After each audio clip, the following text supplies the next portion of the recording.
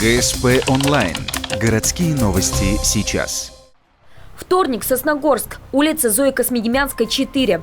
В этом доме утром случилось страшное. Неизвестный убил молодую женщину. Труп 30-летней Ольги, так звали погибшую, нашли на лестничной клетке. Свидетелем ужасного происшествия стала ее маленькая 9-летняя дочь. В толпе зевак ходят слухи, женщина стала жертвой бывшего сожителя. Но знакомые семьи опровергают эту информацию. Семья благополучная, муж с женой жили.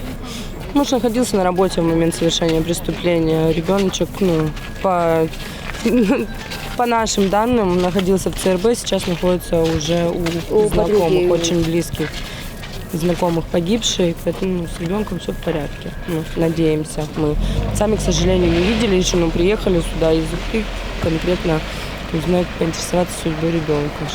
То есть у него там никаких любовников, ничего этого сразу можно опровергнуть. Это не лично. Всю жизнь они уже сколько лет, на протяжении 10-15 лет она живет все с одним мужем, и у них общий ребенок.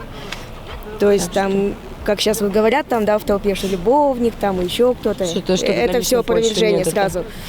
Так что, а дальше уже дело следствия. После совершения убийства преступник забаррикадировался в квартире своей жертвы. Чтобы начать операцию по его поимке, сотрудники местного МВД несколько часов ждали сыктывкарский спецназ. Штурм начался в 18:20. За 15 минут, пока специалисты были в здании, раздалось 3 выстрела. Предположительно, преступник сопротивлялся. Через 20 минут из подъезда вышли сотрудники следственного по Сосногорску и направились на парковку в соседнем дворе. Их внимание привлек автомобиль. По предварительным данным, он принадлежит убийца. Его вскрыли спасатели, очевидцы утверждают, из машины извлекли оружие. На момент выхода этого материала о ходе операции ничего больше не известно. МВД от комментариев пока отказывается. Мы будем держать вас в курсе событий.